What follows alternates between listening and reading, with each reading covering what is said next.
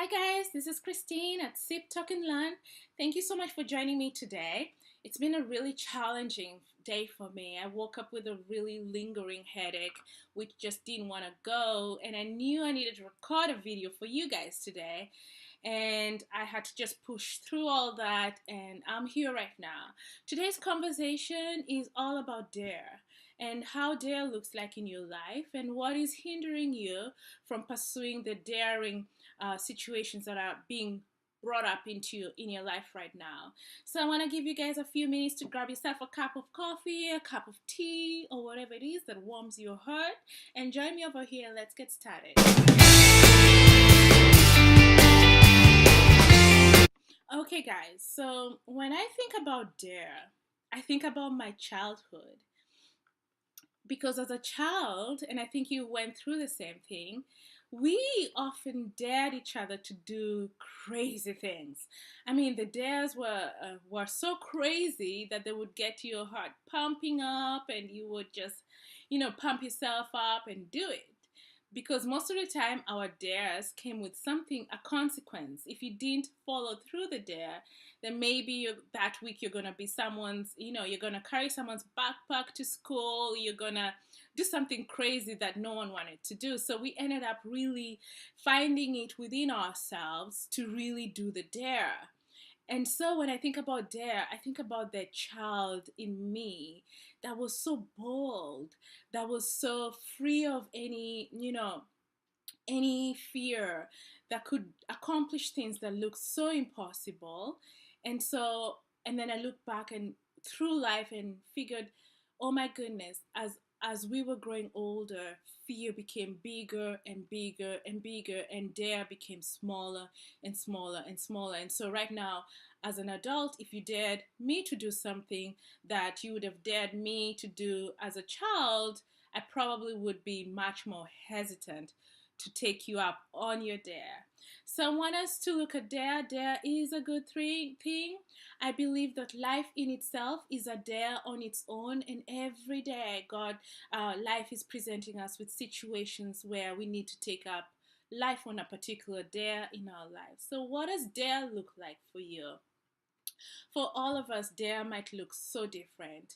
It might be that you're in a toxic relationship that you need to dare yourself to get out of it.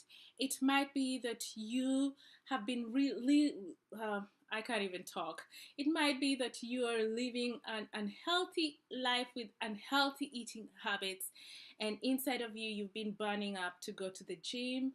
That could be your dare. It might be that there's a conversation with a loved one that you would like to, that you have wished to take part in, and you haven't had the courage to take yourself up on that dare. That could be your dare. It could be that you wanted to start a family and you've been waiting for the perfect time. Can I tell you that there's no perfect time? There's always going to be a challenge or a situation that presents itself. Life is never going to be just oh so perfect.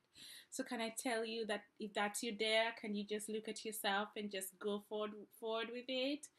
And so I want to give you guys examples of how dare looks like, and give myself as an example of some of my dare journeys and what it has looked like. I'll be discussing more about my journey and how I've gotten to where I am in another video with my friend Rebecca. She has agreed to take part in a conversation about how we met, because she's a critical piece to the dare journey that I was in, and how we've overcome the challenges that life presented to us. And so for me, my dare journey really began when I had this burning desire to move from Minnesota to California. Every time winter would come up in Minnesota, I would really, get this burning desire to move. I was just getting fed up of the cold. And so it was not a journey that began like the first time I had that desire to move to California. No, it was a couple of years actually. Every year would come, winter would come, and I would be like, I need to move to California. And so one particular year it came, and I said to myself, I have to move. So I started my dare journey with with a simple intention, really, was just to move from Minnesota to California, get a job, and settle down with my kids, and just continue with life as it was. And that was my whole intention. But God had His own agenda for me. And when I moved to California, things started slowly presenting themselves as challenges, and the jobs that I was so promising just fell through. The economy in California was not good at the time, and companies were freezing their hiring process, and they were not really engaging in much higher. And so what started to happen is the money and the financial savings that we had come with started to dwindle, and before you know it, we really had nothing left. And so that's when actually my journey really kicked into full gear, because when we had nothing, God stood up and presented Himself so big, in such a big way. And so what I realized when we were going through our struggle, that was never my intention to leave Minnesota to come here and get all these struggling points along the way. No. And so what I realized is God has His own agenda. God had an agenda within my dare journey that I needed to get in alignment with. And I realized real quick that if I don't get in alignment with God's agenda, then I was gonna fail. And so what happened is, when I look back and think about that story and how we've come to where we are right now, I'm still in total disbelief, because it got to a point where my daughters and I were living from motel room and shelters and just barely making it. I remember times when we would have to go to Target to brush our teeth and get changed because the shelters were closed during the day and they only opened up in the evenings.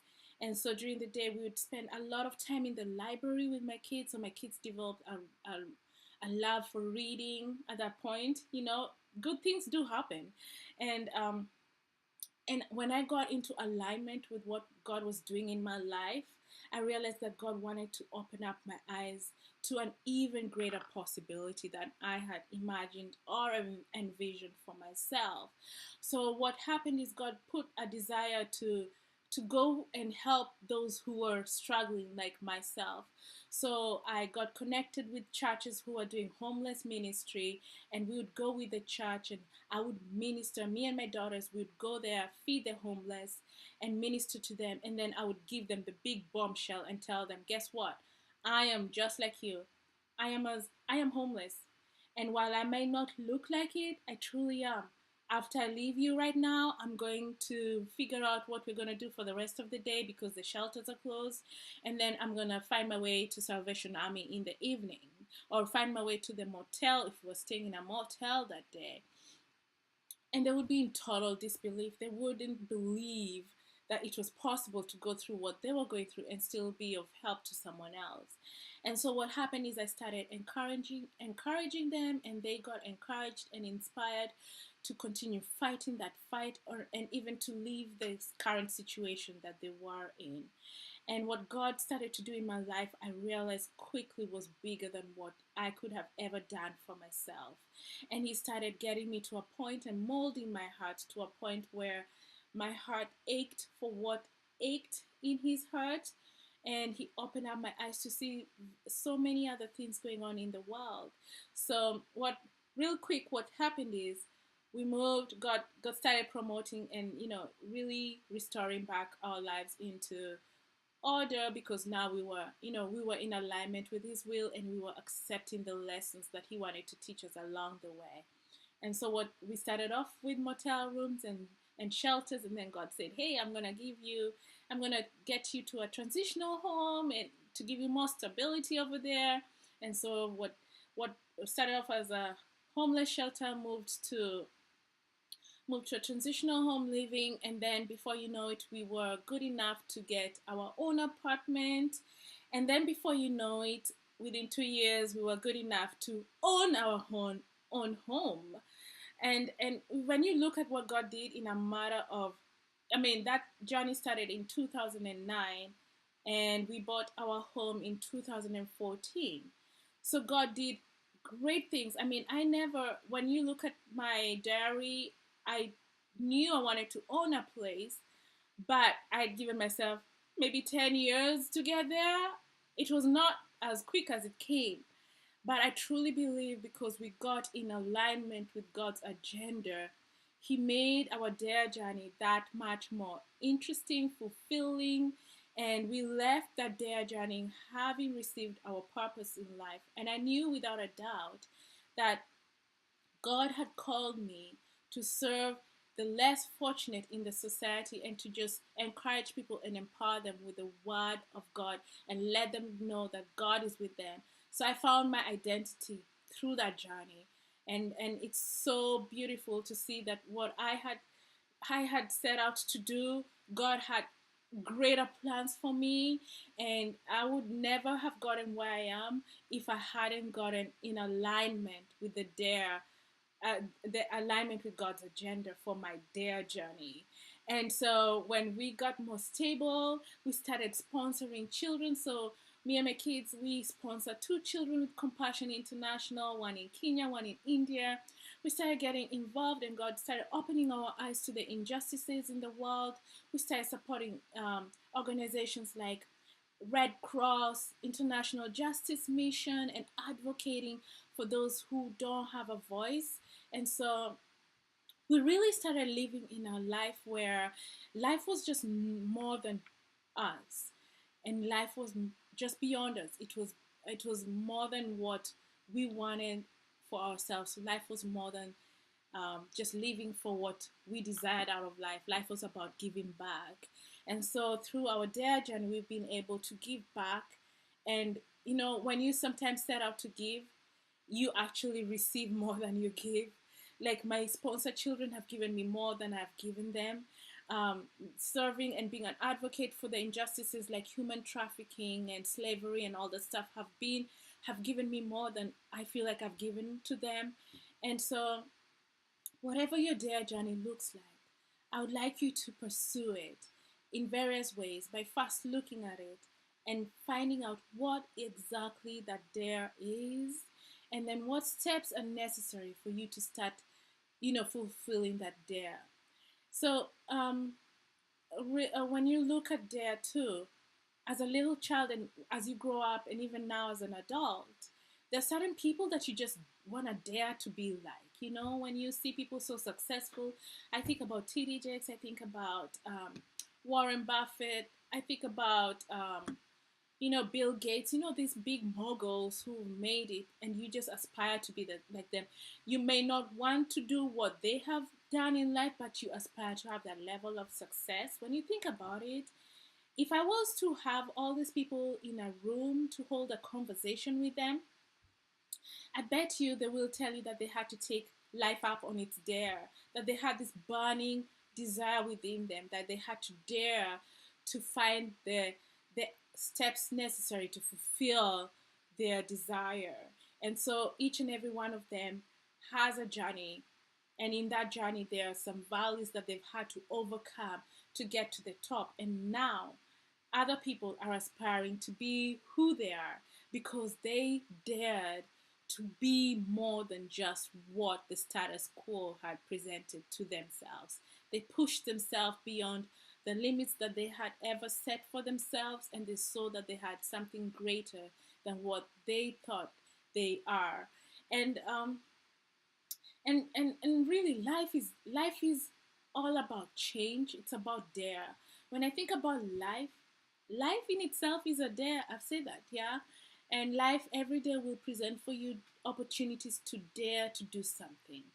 And if you don't dare, you will become stagnant in a certain place, and you will be in a place of comfort, yes. But it could very well be a place of slavery, because comfort that prohibits you from growing into what you are meant to be is almost like being enslaved somewhere, because then you cannot grow and move into the person that you are created to be. Think about a river. If a river has no outlet to get fresh water and release any toxic waste that has gathered in the river over time. That toxic waste just piles up and piles up because it has no outlet. And so what ends up happening is that the water that accumulates in that river becomes very toxic for human consumption. And I look at life that way. If we don't ever grow and we are stuck in a certain way of living, we grow into people that are almost toxic to be around, because human nature requires that we do something with ourselves. And while you may be in this comfort zone and fear has held you from moving, what happens is if you're stuck there because you cannot move because of fear, you become this person who is jealous of other people because they are doing things that you would wish to do. You become this toxic person that is not a positive person to be around because you're living a very substandard life. And so it's so important that we dare to do something more with our lives. If your children have gone off to college and now you're like an empty nester, that's not the end of the life. Actually, that's your second chance at doing a dare journey for yourself. So dare to do something. Don't remain as stagnant as a river with no outlet, a swamp.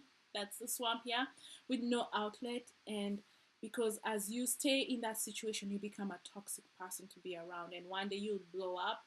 And then before you know it, you've just diminished out of the presence of the earth. So God has a purpose for you. I want you to find your purpose. I want you to grow in it. I want you to take life up on its dare and know that dare will come with challenges.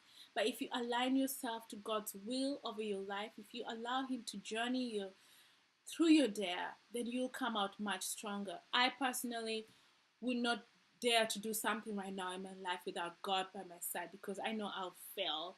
I'll one day wake up and I don't want to do it. But if you walk through it with God, He'll give you the strength to rise up when you don't want to rise up. He'll surround you with people, a community of people who want the best out of you, who want to take you to the next level.